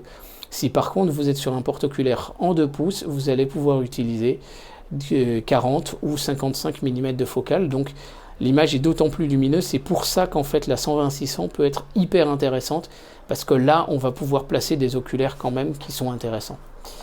Après j'ai bien évidemment noté le type d'instrument, la monture, le chercheur, le porte-oculaire et tout ça, donc quand c'est vert chez moi c'est que tout va bien. Voilà, c'est tout aussi simple. Alors bien sûr dans les instruments achromatiques, il y en a un qu'on oublie tout le temps, ce sont les jumelles. Et les jumelles en fait c'est super top. Alors ça c'est des jumelles vraiment de supermarché, c'est chez Lidl, ça coûte pas très cher, elles sont pas parfaites et pas tip top, parce qu'elles avaient un revêtement anti-reflet très fort qui j'ai l'impression a commencé à disparaître avec le temps. Donc elles deviennent de plus en plus faciles à utiliser. Alors pour les jumelles il y a 2 critères en fait. La pupille de sortie elle vous est généralement indiquée, sinon c'est le diamètre divisé par le grossissement. La pupille de sortie détermine en fait la quantité de lumière qui rentre dans votre œil et globalement la luminosité de l'instrument. Plus elle est élevée, mieux c'est, donc vous les avez sur la colonne tout à droite. Ensuite, vous avez la deuxième chose, c'est d'avoir un support pour pied photo ici. Donc en fait, il y a un petit support en L à mettre et vous la mettez sur un pied photo. Parce qu'une jumelle, ça pèse quand même assez lourd et même si on arrive un petit peu à les tenir quelques dizaines de minutes, à un moment donné, ça devient fatigant. Mais avec un support sur pied photo ou voire même ce qu'on appelle un pantographe qui vous permet de la maintenir avec un pied qui est déporté, et bien là ça devient absolument fabuleux. Donc on peut monter en diamètre jusqu'à au moins 80 par 20, donc 80 mm de diamètre, 20 fois de grossissement, pardon. Et c'est super sympa d'observer le ciel. Elles sont redressées, donc ça nous permet vraiment de nous balader dans les constellations. c'est absolument génial et on a même la possibilité, pourquoi pas, de mettre un chercheur point rouge par au-dessus. Donc pantographe plus une bonne jumelle plus voilà donc un trépied et une bonne jumelle comme ça peut être absolument génial. On va comparer ça tout à l'heure avec les télescopes, les lunettes achromatiques qu'on a vu tout à l'heure. Vous allez voir que les jumelles sont beaucoup plus intéressantes en réalité. L'intérêt aussi, c'est que vous utilisez les deux yeux. Donc intellectuellement, il y a un phénomène un peu d'addition qui est réalisé par le cerveau qui est très intéressant. Les lunettes ED et apochromatiques, on va pas passer énormément de temps, on va pas s'étaler non plus dessus. Ce sont des lunettes exceptionnelles pour l'astrophotographie. La qualité optique, elle est juste top. Il peut y avoir quelques petites difficultés avec le porte-oculaire si vous mettez énormément de poids derrière. Donc faites quand même un peu attention à ça. Je crois que les Skywatchers ont un petit peu ce problème. Là, il faut vraiment demander à des gens qui connaissent, à des gens qui les possèdent. Moi, je n'utilise pas ces instruments. Mais en tout cas, je vous ai mis une petite liste en fonction des prix et des focales. Ce sont à chaque fois des instruments qui sont super top. Donc là-dessus, voilà. Mais j'ai envie de dire que si vous achetez ces instruments-là, c'est vous savez déjà ce que vous cherchez. Et ça vaut le coup, à l'occasion de clubs ou de star parties, donc de rassemblements astronomiques, de rencontrer des gens qui utilisent ces instruments parce que ce sont vraiment le couteau suisse de l'observation du ciel profond. On est là en train de remplir en fait un trou entre la focale des objectifs d'appareils photo numériques. On l'a dit, on est sur des focales qui peuvent aller jusqu'à 300 mm et les télescopes de Newton qui réattaquent à 750 mm. Entre les deux, on n'a pas grand-chose réellement. Et donc les lunettes achromatiques nous permettent de proposer un éventail de focales. Le ciel est très intéressant à photographier à toutes les focales. Donc ce sont des instruments réellement à considérer. On continue donc voilà, une petite synthèse, effectivement, on l'a dit, sur ces lunettes. Les lunettes achromatiques sont très limitées.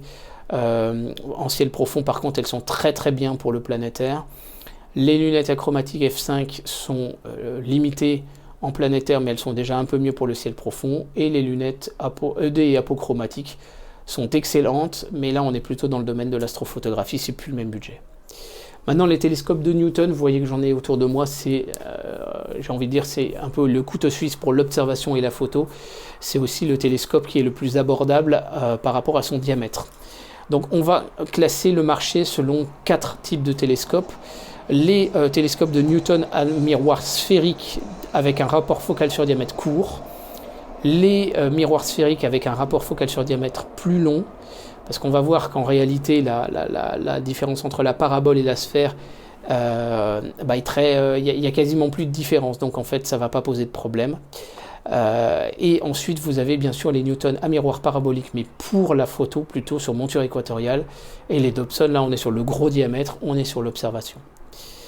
Donc premier groupe, effectivement, donc là, vous avez effectivement cette synthèse. On va avoir un vrai problème d'image voilée sur les petits Dobson courts, enfin les petits Newton à rapport focal sur diamètre court. En planétaire, c'est vraiment pas bon. J'ai comparé avec une bonne vieille lunette Pearl Vixen de 50 mm de diamètre. Alors c'était des très bons instruments. Aujourd'hui, on n'en fait plus d'aussi bons peut-être, mais j'ai comparé, c'était moins bon en planétaire, clairement. Par contre, en ciel profond, là, vous avez un rapport focal sur diamètre qui est court. Donc avec un oculaire de 25 mm comme celui-ci, c'est super bon en ciel profond à faible grossissement en fait. Et on peut observer avec ce type là de télescope, on peut observer des nébuleuses dont vous ne soupçonnez pas, c'est-à-dire la nébuleuse Helix, les dentelles du Cygne avec des filtres, etc. La nébuleuse d'Orion et tout ça. Celui-là est quand même très bien pour le ciel profond, mais malheureusement on fera vraiment que ça, et c'est très limité en termes de compétences. Quand le rapport focal sur diamètre est plus élevé, et en particulier par exemple le fameux 114-900 qu'on retrouve souvent, et bien là, à ce moment-là, effectivement, le télescope devient bon en planétaire et reste encore utilisable en ciel profond. Donc là, effectivement, vous allez avoir une monture équatoriale souvent. Je regrette que ce tube 114-900 ne soit pas proposé sur des montures Dobson. On en trouve beaucoup sur le Bon Coin.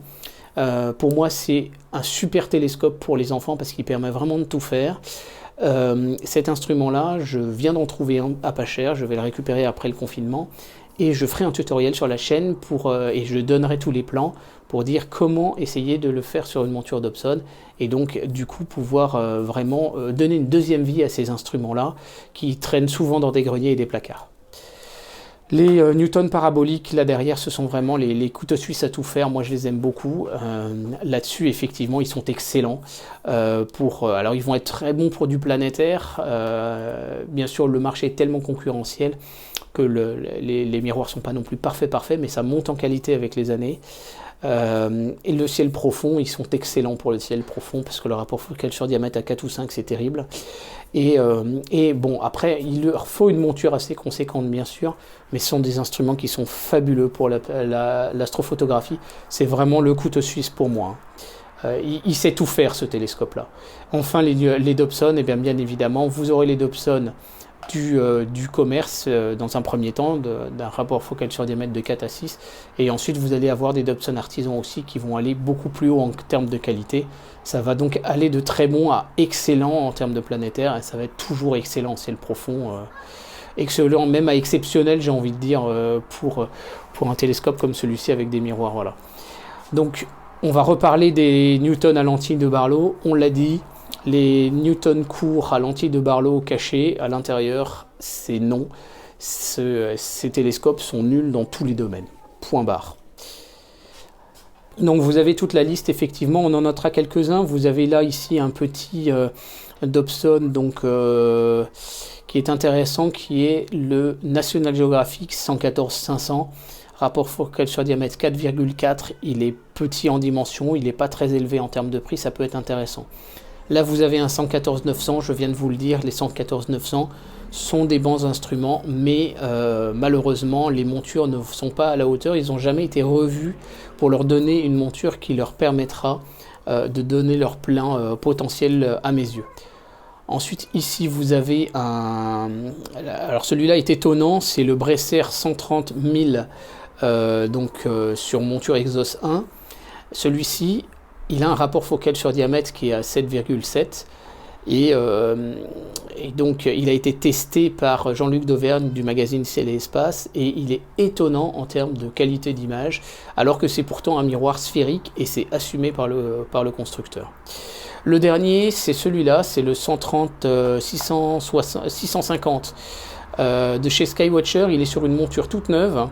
Alors il est à 259 €. Bien sûr, le tarif est un petit peu élevé quand même. Là j'irais plutôt tendance à vous conseiller un 150-750 qu'on va voir après. Mais néanmoins, pour les adultes, il peut être pas mal. La monture est je pense quand même assez intéressante. Il a le chercheur droit, donc c'est quand même pas mal. Avec un rapport focal sur diamètre à 5, il va être quand même assez utilisable.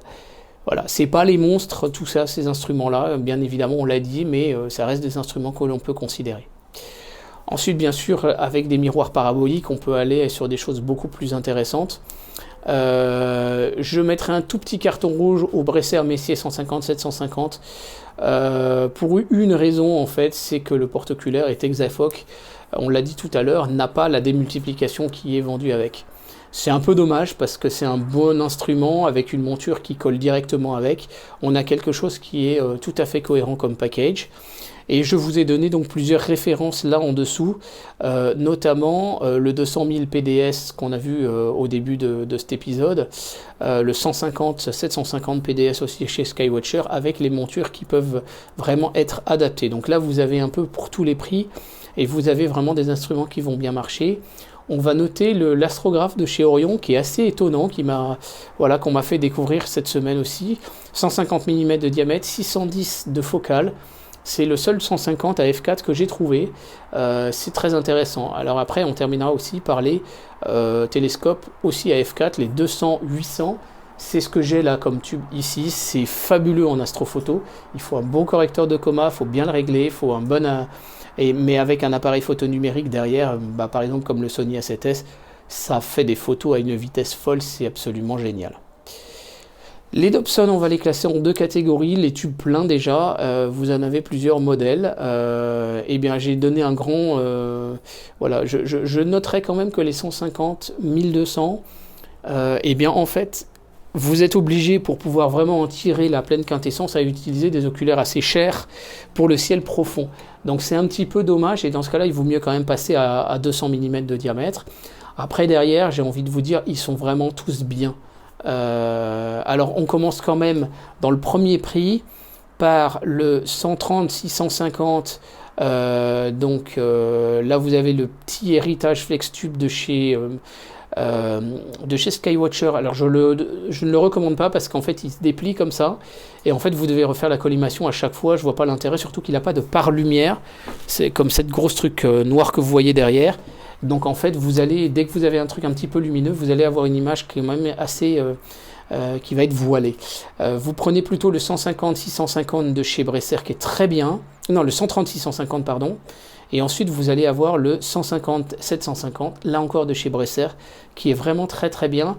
L'avantage, c'est qu'ils vous sont vendus avec des colliers et ce qu'on appelle une queue d'aronde. Vous allez pouvoir les passer à un moment donné sur une monture équatoriale, par exemple une EQ5 que vous allez acheter d'occasion chez quelqu'un qui s'est fait avoir par le piège de la monture sous-dimensionnée, et à ce moment-là vous allez pouvoir commencer peut-être à envisager l'astrophotographie. Il faudra peut-être à un moment donné remplacer le porte-oculaire, mais c'est un télescope qui va vous le permettre, puisque le porte-oculaire est en 2 pouces sur le 150-750. Et après vous allez avoir des tubes pleins par exemple chez Skywatcher, mais on a dit qu'on avait les mêmes chez Pearl, chez Orion, chez GSO, etc., ou chez Omegon. Ce sont des instruments qui sont de plus en plus démocratisés, donc il y a des bonnes opportunités de pouvoir en acheter d'occasion.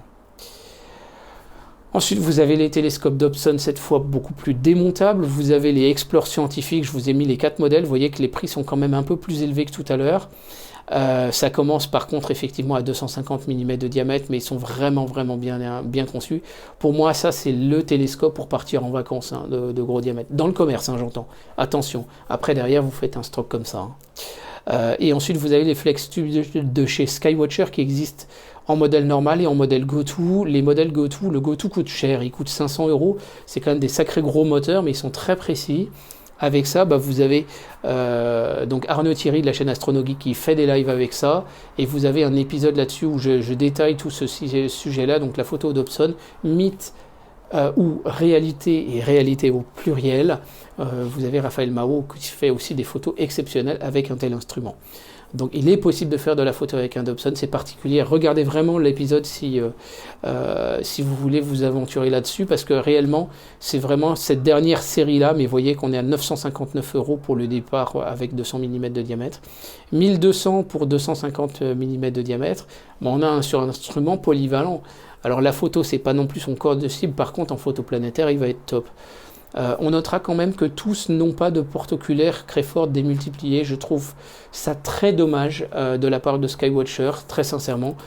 C'est une marque qui est quand même assez réputée et de plus en plus, qui a beaucoup grimpé en qualité ces dernières années, mais là, je ne comprends pas de ne pas mettre de Crayford démultiplié pour de tels instruments sur ces gammes de prix-là. Je trouve ça vraiment dommage. Alors ensuite, on va parler quand même du haut de gamme avec les Schmidt Cassegrain. Alors on va les classer en 4 catégories. Ceux qui sont vendus sur des montures alt azimutal, GoTo, etc. C'est la grande mode chez Celestron de faire des trucs connectés au smartphone, des trucs GoTo, etc. Ça coûte un fric fou, on l'a vu, par rapport à ce que l'on pourrait avoir comme diamètre sur un Dobson. On notera quand même que le CPC peut être mis sur ce qu'on appelle un wedge, c'est-à-dire ils appellent ça une table équatoriale ou un wedge. Ça permet d'incliner le global de la monture, un peu comme la lunette Bresser. Mais néanmoins, c'est un instrument qui permet de faire de la photo planétaire. Ça c'est vrai quand on maîtrise, bien évidemment. Il y en a certains qui ne maîtrisent pas. Mais par contre, en ciel profond, il faut un réducteur de focale, on amène à 6,3. On peut éventuellement mettre un Hyperstar pour descendre à 2, mais par contre là, à ce moment-là, on ne peut pas mettre n'importe quel capteur parce que le plan réellement exploitable au niveau du foyer devient très faible. Ensuite, vous avez les vrais Célestrons, les classiques C8 réellement, et puis ensuite les Edge HD, et puis maintenant les astrographes Rao Ackerman. Là, c'est vraiment le haut de gamme dans le Schmidt Cassegrain. C'est vraiment d'excellents instruments. Vous pouvez acheter ça. Alors, les vieux C8 par le passé, dans les années 80-90, il y a eu des mauvaises séries. Testez les tubes si vous achetez d'occasion, ça c'est important. Par contre, les nouvelles générations sont vraiment très très bien. On notera qu'à partir du Edge HD, vous pouvez enlever le miroir secondaire et mettre en fait ce qu'on appelle un Hyperstar qui permet finalement de le transformer ce qu'on appelle en chambre de Schmidt. Donc vous avez un rapport focale sur diamètre à 2 et là à ce moment-là vous avez quelque chose d'exceptionnel. Puisque vous allez imaginer le ciel à une vitesse totalement incroyable. Voilà, mais ce sont des très très très bons instruments, là il n'y a pas de souci avec ces instruments-là. Donc là je vous ai mis les différentes catégories, ils sont classés par catégorie, on notera quand même, donc j'ai enlevé les trucs go-to connectés machin. Hein. Là je me suis intéressé vraiment aux tubes pour l'astrophotographie. On notera que certains sont en 31-75, pour moi c'est rédhibitoire. Ceux qui ne sont pas... Alors le rapport focal sur diamètre est élevé, j'ai pas considéré les réducteurs de focale, mais bon on peut quand même faire de l'observation du ciel profond hein, avec ces instruments-là, et puis bien sûr les Roa Karman sont top. Les Maksutov, on en avait parlé tout à l'heure en début de l'épisode. On va les classer en deux groupes, les diamètres jusqu'à 127, parce que le porte-oculaire est en 31-75, et les diamètres au-delà, donc à partir de 150 jusqu'à 180, avec un porte-oculaire en 50. Donc ils sont plutôt bons au regard de leur diamètre là, donc en planétaire. En ciel profond, le rapport focal sur diamètre est beaucoup trop élevé. Quand vous êtes en 2 pouces, là, effectivement, ça va être beaucoup plus jouable. Par contre, ils sont exceptionnels en photo planétaire, c'est évident. Vous avez donc toutes les gammes, là, du tout petit, là, Mighty Mac 60 sur un petit pied Dobson. Je l'ai mis, mais pour moi, le diamètre est trop petit. C'est vraiment à partir de 90 qu'on commence à considérer un petit. Et puis là, le 127 et le 180. Le 180, c'est juste une furie... En planétaire. Si vous êtes vraiment un passionné de la photo planétaire, c'est ça qu'il vous faut, il n'y a pas de problème, et de l'observation. Le très très haut de gamme, les Takahashi Myolan, donc ça c'est le DAL Curcam, c'est une conception optique encore différente, ou le Ritchey Chrétien, là encore une autre conception optique, ce sont des instruments très très haut de gamme, les tarifs sont tellement dingues, le jour où vous avez besoin, le jour où vous allez acheter ça, en fait vous n'avez plus besoin de ma chaîne YouTube, hein, soyons clairs. Voilà. Et nous arrivons donc maintenant à la conclusion de notre épisode. Qu'est-ce que l'on peut en déduire de tout ce que l'on a vu ensemble dans cette étude de marché finalement complète? Donc sur les télescopes inférieurs à 400 €, je n'ai retenu là que les instruments que je vous avais soulignés en vert, donc le vert vif pour ceux vraiment que je recommande, le vert un peu plus clair sur des télescopes qui sont quand même achetables, j'ai envie de dire. Et on notera une chose, c'est qu'au regard du diamètre, eh bien, les premiers instruments à considérer, ce sont tout simplement les paires de jumelles. Donc les différentes paires de jumelles que je vous ai conseillées sont vraiment, voilà, à mon avis, c'est une super bonne idée. Pour un enfant, c'est génial. Notamment, il y en a une qui est une paire de jumelles Zoom, qui est la 824 par 50. Donc c'est un peu comparable à ça. Celle-là, c'est une 10-30 par 60. Voilà, donc c'est un peu plus petit que ça. C'est génial parce que c'est quand même robuste, ça nécessite pas de réglage. Effectivement, le télescope de Newton, on n'a pas trop parlé, ça nécessite un réglage d'alignement des miroirs. Mais en fait, c'est très très simple et en 2 minutes, c'est plié. Hein. Donc franchement, il faut, voilà, quand on a pris le pli, un jour je ferai un tutoriel sur la chaîne, c'est pas vraiment le problème. Quand on va commencer à monter ensuite, après en budget, vous allez voir que les 20 par 80 par exemple en termes de jumelles, eh ben, sont totalement concurrentielles avec les différents instruments d'un même diamètre. Et en termes de qualité, elles vont vraiment être très très bien, je pense. Là par contre, effectivement, il faut un vrai trépied. Donc là, on est quand même sur de la jumelle un petit peu plus haut de gamme. Dans mes petits préférés, on l'a dit, on a le 130-650. Alors je le retrouve, il est là, le 130-650 Dobson Bresser. Donc là on peut voir que par rapport à sa gamme de prix, il est clairement le plus intéressant. Le miroir est parabolique, donc il a une bonne qualité en planétaire et il a une bonne polyvalence en ciel profond. On notera quand même qu'on a le petit Skywatcher, la 130-650 sur une petite monture à Z. Donc là ça va être un peu le même tube, il est un peu plus cher. Et ensuite, on notera bien évidemment aussi cette fois le Bresser Messier 150-750 qui va être très très intéressant sur petite monture Dobson. Donc c'est de la monture Dobson de table, c'est le défaut. Enfin, il suffit d'utiliser une chaise de jardin et puis tout simplement un tabouret, vous le posez dessus et là vous allez pouvoir déjà l'utiliser.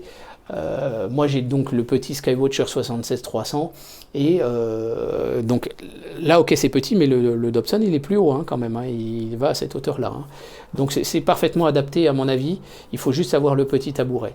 Et après ça vous allez effectivement monter, donc bien sûr la liste je vous la fournis, il n'y a pas de souci là-dessus, elle sera à télécharger et vous aurez des liens dans la description. Ensuite, au-delà de 400 €, là, ça va être vraiment en fonction de ce que vous voulez faire. Je vous ai montré maintenant ce qu'il y avait à surveiller au niveau du porte-oculaire en particulier.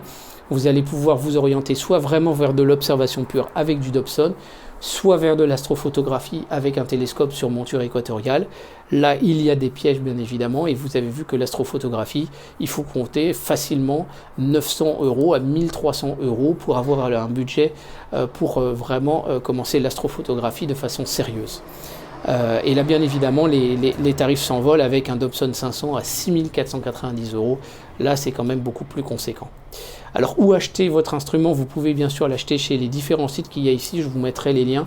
Alors, je vais peut-être devoir faire plusieurs commentaires, jouer entre un commentaire épinglé et la description. Vous pouvez aller chez chacun de ces magasins. Je trouve normal que chacun de ces magasins puisse avoir un petit peu sa part de marché.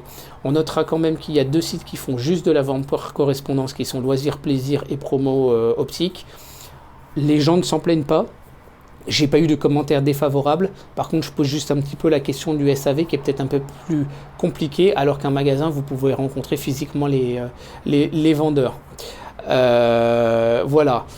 Voilà, donc on notera aussi que sur les différents comparatifs, je me suis basé essentiellement sur les prix donc de chez AstroShop.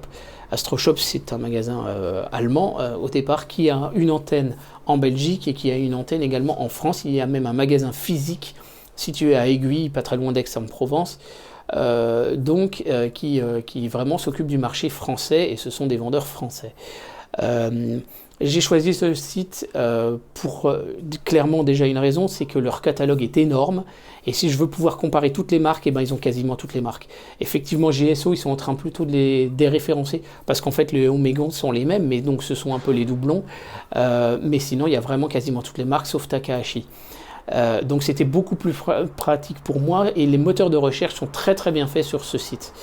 Ensuite, vous aurez des liens dans la description vers les différents télescopes que je viens de vous conseiller. J'aimerais être très transparent avec vous. Si et uniquement si vous aviez déjà l'intention d'acheter chez AstroShop, et si vous voulez soutenir la chaîne Astro, parce que je ne vous cache pas qu'une chaîne YouTube, ça engage quand même un certain nombre de frais en logiciel, en ordinateur, etc. et en micro. Donc si vraiment ces deux conditions sont réunies, que vous vouliez aller chez AstroShop et que vous voulez soutenir la chaîne, à ce moment-là, ces liens-là, vous pouvez les utiliser. Ce sont des liens avec la petite question là, point d'interrogation, affiliate ID égale la chaîne Astro. Ça permet que je touche une petite commission qui me permettra donc déjà de rentrer dans mes frais au niveau de la chaîne, puisque pour le moment je ne suis pas vraiment dans mes frais. Mais allez dans les autres magasins si vous avez un magasin qui est pas loin de chez vous, etc. Moi je trouve important de faire vivre tous les magasins de France et de Navarre. Il n'y a aucun problème avec ça. Donc on va revenir à nos questions à se poser. Effectivement, vous aviez toute cette énorme liste qu'on avait vue au départ. Vous avez vu que finalement, habiter en ville, il faut pouvoir considérer de pouvoir vous déplacer, ou sinon vous allez faire essentiellement quand même du planétaire, mais c'est pas impossible de faire du ciel profond en ville. J'ai réussi à photographier toutes les galaxies de Messier, toutes les galaxies de la Vierge avec ça. Il n'y a pas de problème. Je veux observer du planétaire ou du ciel profond. Vous avez vu que certains instruments étaient orientés sur un type ou sur l'autre type, ou éventuellement étaient capables des deux. Et le piège, c'est qu'il y en a quelques-uns qui étaient incapables des deux. On a vu que du coup certains avaient un très bon piqué d'image, d'autres offraient une bonne luminosité d'image. Donc là aussi, vous avez tous les éléments maintenant pour pouvoir orienter votre choix. La transportabilité, on l'a vu avec un chariot, avec un diable, etc., n'est pas tant que ça un problème, même si, voilà, il ne faut pas non plus vous briser le dos avec un télescope trop lourd. Mais si vous avez un télescope de 300 voire même 400 mm et qu'à un moment donné, avec l'âge, il commence à devenir intransportable, il faut songer à fabriquer une structure stroke. Vous avez plusieurs épisodes sur la chaîne, bien évidemment. La complexité, moi je dis que franchement, quand on habite en ville maintenant et qu'on veut faire de l'astronomie, eh bien, il faut prévoir que quand on quitte le territoire, enfin, quand on quitte une métropole pour aller à la campagne, on la quitte pour vraiment une vraie grosse séance d'observation, voire même une nuit blanche, et quand on va notamment dans les rassemblements astro. Et donc là, à ce moment-là, la question de la durée des préparatifs n'en est plus trop une, parce que si on met 1 heure à préparer le matériel, mais qu'après derrière on en a pour une nuit entière, eh ben, on a rentabilisé clairement notre préparation. La recherche de cible, on l'a vu, c'est pas tant que ça un problème, puisque finalement, si on se déplace déjà, ce sera beaucoup plus facile, puis les chercheurs points rouges, les applications sur smartphone, etc. nous y aident considérablement. Pour moi, le Gouto n'est réellement nécessaire qu'en astrophotographie, très clairement. Il va être utile pour les Dobson de très très gros diamètre quand il s'agira de faire de l'observation de petites nébuleuses planétaires, etc. Mais sinon, c'est pas la peine de gâcher votre budget. On continue également, donc voilà, la question du budget après derrière, là, elle vous appartient bien évidemment. Alors bien évidemment, on ne pourrait pas terminer cet épisode sans parler un peu des bricoleurs. Donc bien évidemment, vous avez déjà beaucoup de tutoriels sur Internet, j'en ai mis quelques-uns là, Julien Taverna de la chaîne La Taverne à Santé à droite, qui nous montre comment transformer une petite webcam. C'est le moyen de s'amuser déjà à faire des petites photos de la Lune et des planètes à moindre prix, parce que généralement des webcams ça peut traîner, voire même quelqu'un peut vous en donner une. Et à gauche vous avez déjà pas mal de tutoriels de bricolage sur la chaîne de Laurent Oumar 70900 Astronomie à la lunette, qui vous propose donc des tutoriels vraiment hyper pertinents, installer un filtre solaire, voilà, stabiliser le pied d'une lunette, etc., motoriser sa lunette et tout ça. Il y a vraiment plein de super bonnes idées, et vous en avez aussi un petit peu sur ma chaîne. Bien sûr, vous pouvez envisager de fabriquer votre télescope. Vous avez sur la chaîne déjà 4 tutoriels sur la construction des strokes. Il y en a d'autres qui sont prévus, bien évidemment. Ça dépend du temps et des opportunités. Je ne peux pas bien évidemment tout faire, mais je suis effectivement peut-être un des seuls à faire de l'astrophotographie avec un télescope ultra démontable comme donc mon Photostroke, d'où mon surnom le Photostroker. Hein, c'est un surnom qu'on m'a donné sur le forum WebAstro. C'est extrêmement fastidieux, ce télescope est quand même fastidieux dans son montage, dans son utilisation, etc. Il y a plein de choses à penser, machin, mais quand tout marche bien, il dépote et vraiment il donne un super bon résultat. Mais l'intérêt, c'est de pouvoir avoir mon 400 pour l'observation et mon 200 pour la photo quand je pars en vacances, et là c'est vraiment l'idéal. Voilà, je vous souhaite surtout beaucoup de passion avec votre instrument quel qu'il soit, que vous soyez avec une lunette de 90 mm, que vous soyez avec un Dobson de 400 mm. Effectivement, le résultat n'est pas tout à fait le même, mais l'important c'est réellement de se faire plaisir à observer le ciel. Et donc je vous remercie de votre attention, n'hésitez pas à partager cet épisode autour de vous, à le faire connaître. J'ai répondu à énormément de questions que se posent les débutants, donc je m'excuse, l'épisode est très très long puisque je suis à près de 1h30 au moins, mais je crois que dépenser entre guillemets 1h30 de son temps pour pouvoir ne pas faire de mauvais choix et finalement s'éviter énormément de déconvenus, et bien c'était pas très très cher payé. Donc je vous remercie de votre fidélité sur la chaîne. N'oubliez pas de vous abonner si ce n'est pas déjà fait, et à soutenir en quelques clics, partager autour de vous quand la question, telle ou telle question qui est abordée dans cet épisode s'est posée. Et je vous dis surtout à très bientôt sur la chaîne Astro. Merci, au revoir.